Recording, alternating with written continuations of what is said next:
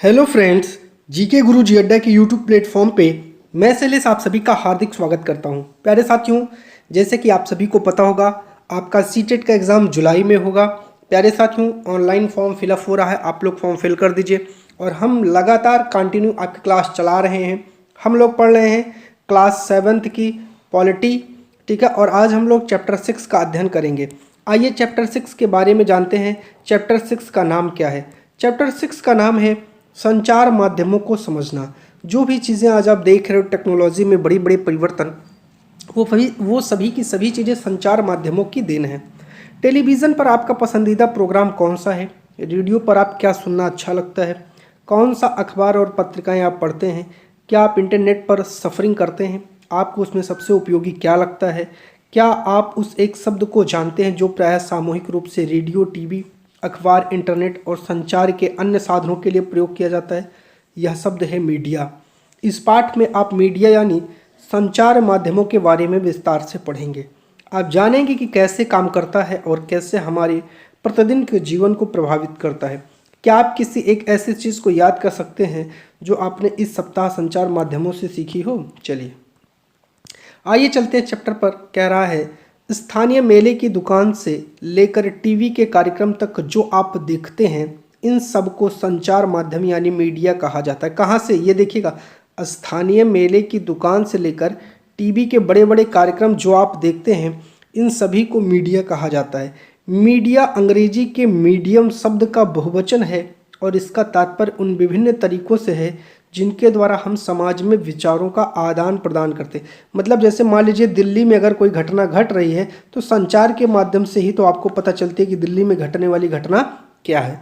Medium का अर्थ है माध्यम, क्योंकि मीडिया का संदर्भ संचार माध्यमों से, इसलिए हर चीज़ जैसे फ़ोन पर बात करने से लेकर टीवी पर शाम के समय जो समाचार सुनने तक को मीडिया कहा जा सकता है। टीवी, रेडियो, अखबार संचार माध्यमों के ऐसे रूप हैं जिनकी पहुंच लाखों लोगों तक है, देश और विदेश के जनसमूह तक है। इसलिए इन्हें जन संचार माध्यम या मास मीडिया कहा जाता है। क्या कहा जाता है? जन संचार माध्यम या मास मीडिया कहा जाता है। संचार माध्यम और तकनीकी क्या है? आपके लिए संभवतः संचार माध्यमों के बिना अपने जीवन की कल्पना करना कठिन होगा, लेकिन केवल टेलीविज़न है और इंटरनेट के विस्तृत उपयोग हाल में शुरू हुए हैं। इन्हें प्रचलन में अभी 20 वर्ष भी नहीं हुए। जन संचार माध्यमों के लिए प्रयोग में आने वाली प्रौद्योगिकी निरंतर बदल रही है। आप देखते हैं ना, पहले कौन से फ़ोन थे, अब तो बहुत सारे नए नए फ़ोन लॉन्च हो रहे हैं। लगभग हर साल में कई सारे फ़ोन लॉन्च हो रहे हैं। मतलब परिवर्तन तेज़ी से हो रहा है। अखबार, टेलीविज़न, रेडियो लाखों लोगों तक पहुंच सकते हैं क्योंकि इनमें एक विशिष्ट प्रकार की तकनीकी का उपयोग किया जाता है। हम अखबारों और पत्रिकाओं की छपे हुए माध्यम के रूप में टीवी तथा रेडियो की इलेक्ट्रॉनिक माध्यम के रूप में भी चर्चा करते हैं। आपके विचार में समाचार पत्रों को छपे हुए माध्यम क्यों कहा जाता है? आगे पढ़ने पर आपको पता चलेगा कि ये नाम संचार माध्यमों द्वारा प्रयोग में लाई जा रही तकनीकी से संबंधित है। नीचे दिए गए चित्रों में आपको पता चलेगा कि पिछले सालों में जनसंचार माध्यम के इस्तेमाल में लाई जा रही तकनीकी किस प्रकार बदली है और आज भी बदलती जा रही है। ठीक है, चलिए। तकनीकी तथा मशीनों को बदल कर अत्याधुनिक बनाने में संचार माध्यमों को अधिक लोगों तक पहुंचाने में मदद मिली है। इससे ध्वनि और चित्र की गुणवत्ता में सुधार आता है, लेकिन तकनीकी इससे भी अधिक कुछ करती है। यह हमारे जीवन के बारे में सोचने के ढंग में परिवर्तन लाती है। उदाहरण के लिए आज हमारे लिए टेलीविज़न के बिना जीवन की कल्पना करना कठिन है। ठीक है, टेलीविज़न के कारण आगे बात करते हैं, हम अपने आप को विश्व समाज का एक सदस्य समझने लगे हैं। टेलीविज़न में प्रदर्शित चित्र सैटेलाइट और केबल के विस्तृत जाल के माध्यम से अत्यंत सुदूर क्षेत्रों तक पहुंच जाते हैं। इसके कारण हम संसार के अन्य भागों के समाचार और मनोरंजक कार्यक्रम देख पाते हैं। आप टीवी पर जो कार्टून देखते हैं वे अधिकांशतः जापान या संयुक्त राज्य अमेरिका के होते हैं। अब हम चेन्नई या जम्मू कश्मीर में बैठकर अमेरिका में फ्लोरिडा के समुद्री तूफान की छवियों को देख सकते हैं। टेलीविज़न ने दुनिया को बहुत पास ला दिया है। 1940 के दशक में इलेक्ट्रॉनिक टाइपराइटर के आ जाने से पत्रकारिता की दुनिया में एक बड़ा बदलाव आया था। पूछ सकता है, इम्पॉर्टेंट है, कब आया था? तो आपको याद रखना है। संचार माध्यम और धन। देखिए, कोई भी माध्यम होगा तो पैसा लगना ही लगना है। जन संचार द्वारा उपयोग में लाई जाने वाली विभिन्न तकनीकें अत्यंत खर्चीली हैं। टीवी स्टूडियो के बारे में सोचिए जहाँ पर समाचार वाचक बैठता है। लाइट, कैमरे, ध्वनि रिकॉर्ड करने के यंत्र, संप्रेषण के लिए सैटेलाइट, इन सभी का मूल्य कितना अधिक होगा। समाचार के स्टूडियो में केवल समाचार वाचक का ही वेतन नहीं दिया जाता, बल्कि बहुत सारे लोग जो प्रसारण में सहायक होते हैं वो भी सम्मिलित हैं। वे कैमरे व प्रकाश की व्यवस्था करते, जैसे कि आपने भी पढ़ा जनसंचार माध्यम निरंतर बदलते रहते हैं, इसलिए नवीनतम तकनीकी जुटाने पर भी बहुत धन व्यय होता है। इन खर्चों के कारण जनसंचार के माध्यमों को अपना काम करने के लिए बहुत अधिक धन की आवश्यकता होती है। परिणामतः अधिकांश टीवी चैनल और समाचार पत्र किसी बड़े व्यापारिक प्रतिष्ठान का भाग होते हैं। ठीक है, चलिए आगे एक चीज़ लिखा है, यह टेलीविज़न का प्रारंभिक रूप था। अपने इस आविष्कार के सामने बैठे जॉन एल बायड। इस यंत्र के द्वारा उन्होंने रॉयल इंस्टीट्यूट के समक्ष अपने आविष्कार का प्रदर्शन किया था। ठीक है, चलिए जनसंचार माध्यम लगातार धन कमाने के विभिन्न तरीकों के बारे में सोचते हैं। एक तरीका जिसके द्वारा जनसंचार माध्यम धन अर्जित करते विभिन्न वस्तुओं के विज्ञापन का, जैसे कारें, चॉकलेट, कपड़े, मोबाइल फ़ोन। आपने ध्यान दिया होगा कि प्रिय टेलीविज़न कार्यक्रम को देखते हुए आपको ऐसे अनेक विज्ञापन देखने पड़ते हैं। टेलीविज़न पर क्रिकेट मैच देखते हुए भी हर ओवर के बाद बार बार वही विज्ञापन दिखाए जाते हैं। इस तरह प्राय बार बार आप उन छवियों को देखते हैं। जैसा कि आप आगे के अध्याय में पढ़ेंगे कि विज्ञापनों की बार बार आवृत्ति इस आशा से की जाती है कि आप बाहर जाकर इस विज्ञप्ति वस्तु को खरीदेंगे, अर्थात विज्ञापन में जिस वस्तु का उपयोग हुआ है आप उस वस्तु को खरीदेंगे। एक टीवी चैनल में 10 सेकंड के लिए विज्ञापन देने का मूल्य उसकी लोकप्रियता और समय के आधार पर 1000 रुपये से 1 लाख रुपए के बीच में होती है, या इतना ज़्यादा कॉस्टली पड़ता है। संचार माध्यम और लोकतंत्र। लोकतंत्र में देश और संसार के बारे में समाचार देने और उनमें होने वाली घटनाओं पर चर्चा करने से संचार माध्यमों की भूमिका अत्यंत महत्वपूर्ण है। उदाहरण के लिए संचार माध्यमों से नागरिक जान सकते हैं कि किस प्रकार सरकार काम कर रही है। यदि लोग चाहें तो इन समाचारों के आधार पर एक कार्यवाही भी कर सकते हैं। ऐसा वे संबंधित मंत्री को पत्र लिखकर, सार्वजनिक विरोध आयोजित करके, हस्ताक्षर अभियान आदि चला करके सरकार से पुनः उसी कार्यक्रम पर विचार करने के लिए आग्रह कर सकते हैं। जानकारी देने के संबंध में संचार माध्यम की महत्वपूर्ण भूमिका को देखते हुए आवश्यक है कि जानकारी संतुलित होनी चाहिए।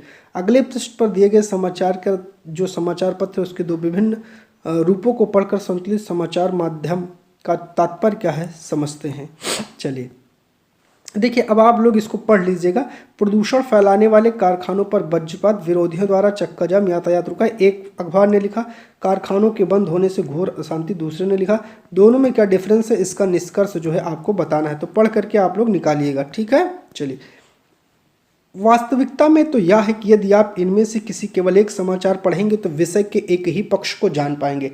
जैसे हर व्यक्ति या जो भी चीज़ें हैं उसमें 2 पक्ष होते हैं, एक पॉजिटिव एक निगेटिव। ठीक है, तो एक ही में सारे गुण संभव नहीं है। यदि आपने न्यूज़ ऑफ इंडिया पढ़ा तो केवल आपको विरोधियों की बातें व्यर्थ उत्पात लगती हैं। उनका यातायात व्यवस्था में बाधा उत्पन्न करना और अपने कारखानों से शहर में प्रदूषण फैलते रहना आपके मन में उनकी बुरी छवि अंकित करता है। दूसरी ओर आपने इंडिया डेली पढ़ा तो आप जानते हैं कि कारखाने बंद होने पर बहुत से लोग अपनी रोजी रोटी खो देंगे क्योंकि पुनर्स्थापन का प्रयास अपर्याप्त है। इन दोनों में से भी एक विवरण संतुलित नहीं है। संतुलित रिपोर्ट वह होती है जिसमें किसी भी विषय पर हर दृष्टिकोण से चर्चा की जाती है, फिर पाठकों को स्वयं अपनी राय बनाने के लिए स्वतंत्र छोड़ दिया जाता है। ठीक है, उसकी कमी और उसका लाभ दोनों लिख दिया जाता है और पाठकों के ऊपर छोड़ा जाता है कि आप निष्कर्ष निकालिए। संतुलित रिपोर्ट लिख पाना संचार माध्यमों के स्वतंत्र होने पर निर्भर करता है। स्वतंत्र संचार माध्यमों से तात्पर्य है कि उनके द्वारा दिए जाने वाले समाचारों में कोई भी नियंत्रित या प्रभावित ना करे। समाचार का विवरण देने में कोई भी उन्हें निर्देशित ना करे उनमें क्या सम्मिलित किया जाना है और क्या नहीं। लोकतंत्र में स्वतंत्र संचार माध्यमों का होना अत्यंत महत्वपूर्ण है। जैसा कि आपने ऊपर पढ़ा, संचार माध्यमों के द्वारा प्रदान की गई जानकारी के आधार पर हम नागरिकों के रूप में कार्यवाही करते, इसीलिए आवश्यक है कि यह जानकारी विश्वसनीय और तटस्थ हो। तथ्य तो यह है कि संचार माध्यम स्वतंत्र नहीं है। इसके मुख्यतः 2 कारण हैं। पहला कारण है सरकार का उन पर नियंत्रण। जब सरकार समाचार के किसी अंश, फिल्म के किसी दृश्य या गीत को किसी अभिव्यक्ति को जन समुदाय तक पहुंचने से प्रतिबंधित करती है तो इसे सेंसरशिप कहा जाता है। सेंसरशिप का सिंपल सा मतलब है सरकार जिस चीज़ को चाहती है आम जनता तक ना जाए उसको कटवा देती है, उस पर रोक लगा देती है, वही है सेंसरशिप। इंपॉर्टेंट है, याद कर लीजिएगा। भारत के इतिहास में ऐसे भी समय है जब सरकार ने संचार माध्यमों के ऊपर सेंसर लगाया। इनमें सबसे बड़ा जो बुरा समय है वो 1975 से 77 का आपातकाल का था, याद रखिएगा। ठीक है, चलिए आगे बात करते हैं। आगे है कि सरकार यद्यपि फिल्मों पर निरंतर सेंसर रखती है लेकिन वह संचार माध्यमों से दिखाए गए समाचारों को पूरी तरह ऐसा नहीं करती है। सरकार द्वारा सेंसरशिप ना होने पर भी आजकल अधिकांश, ठीक है, ये देखिए आपको टीवी का चित्र दिखाया गया है। चलिए आगे बात करते हैं टीवी हमारे लिए क्या करता है और हम टीवी के साथ क्या करते हैं, आपको ये दिखाया गया है। ठीक है, तो जो है आप लोग इसको देख लीजिएगा। चलिए आगे चलते हैं और आगे समझते हैं क्या है।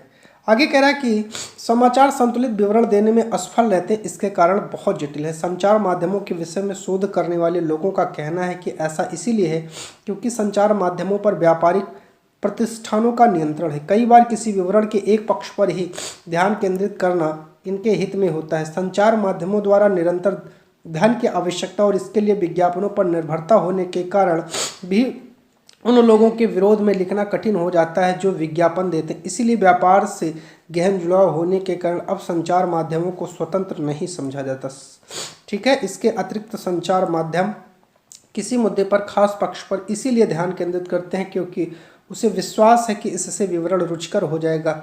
इसी तरह यदि वे किसी विषय पर जन समर्थन है उसको बढ़ाना चाहते हैं तो वे भी मुद्दे के एक पर मतलब जो उसका एक पक्ष है केवल उसी पर ध्यान केंद्रित करते हैं।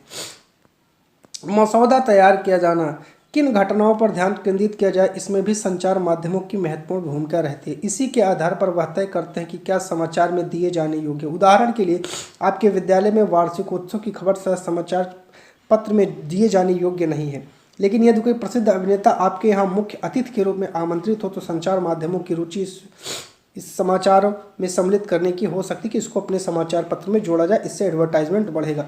कुछ खास विषयों पर ध्यान केंद्रित करके संचार माध्यम हमारे विचारों, भावनाओं और कार्यों को प्रभावित करते हैं और हमारा ध्यान उन मुद्दों की ओर आकर्षित करते हैं। हमारे जीवन पर महत्वपूर्ण प्रभाव डालने और हमारे विचारों को निर्मित करने में मुख्य भूमिका होने के कारण प्रायः कहा जाता है कि संचार माध्यम ही हमारा मसौदा या एजेंडा तय करते हैं कि हमारा एजेंडा क्या होगा। ठीक है, चलिए आगे बात करते हैं। अभी हाल ही में संचार माध्यमों ने कोला पेयों में कीटनाशकों का स्तर खतरे के स्तर मतलब समझिएगा, अभी हाल ही में संचार माध्यमों ने कोला पेयों में कीटनाशकों का स्तर खतरे के स्तर तक बढ़े हुए होने की ओर हमारा ध्यान आकर्षित किया। उन्हीं कीटनाशकों के अत्यधिक मात्रा में होने की रिपोर्ट प्रकाशित की थी। इस तरह हमें कोला पेयों को अंतर्राष्ट्रीय गुणवत्ता और सुरक्षा मापदंडों के अनुसार नियमित रूप से नियंत्रित करने की आवश्यकता महसूस हुई।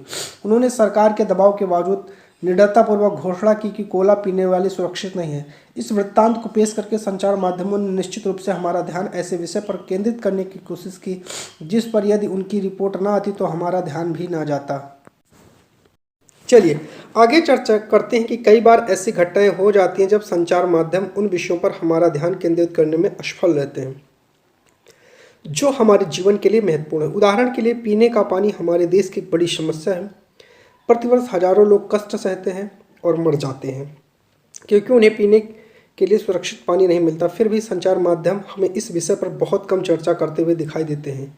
ठीक है, एक सुविख्यात भारतीय पत्रकार ने लिखा है कि कैसे वस्त्रों का नया रूप देने वाले डिज़ाइनर हैं, उन्होंने फैशन वीक में धनवानों के साथ समक्ष अपने नए वस्त्र प्रदर्शित करके सभी समाचार पत्रों के मुख्य पृष्ठ पर स्थान पा लिया, जबकि उसी सप्ताह मुंबई में अनेक झोपड़ियों को गिरा दिया गया। किसी ने इस पर जरा ध्यान भी नहीं दिया। ठीक है, चलिए ये आपका स्थानीय समाचार का जो माध्यम है आपको दिखाया गया है। ठीक है, चलिए आगे चलते हैं। आगे कह रहा है प्रजातंत्र में नागरिक के रूप में हमारे जीवन में संचार माध्यम बहुत महत्वपूर्ण भूमिका निभाती है क्योंकि संचार माध्यमों के द्वारा ही हम सरकार के कामों से संबंधित विषयों के बारे में सुनते हैं। संचार माध्यम निश्चित करते हैं कि किन बातों पर ध्यान केंद्रित किया जाना है और किन तरह का एजेंडा निश्चित करते हैं। यदि कभी सरकार चाहे तो संचार माध्यम को किसी घटना की खबर छापने से रोक सकती है। इसे सेंसरशिप कहा जाता है। आजकल संचार माध्यम और व्यापार का घनिष्ठ संबंध होने के कारण प्रायः संतुलित रिपोर्ट का प्रकाशन आने में बहुत कठिनाई है।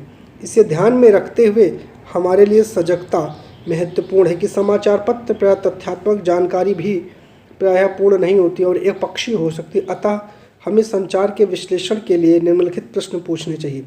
इस रिपोर्ट से मुझे कौन सी जानकारी मिल रही है, कौन सी आवश्यक जानकारी नहीं दी जा रही, यह लेख किसके दृष्टिकोण में लिया गया और किसके दृष्टिकोण को छोड़ दिया गया और क्यों।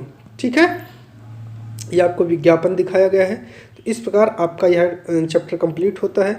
कुछ आपको शब्द दिए गए, इन शब्दों को जानते हैं। प्रकाशित का मतलब क्या होता है?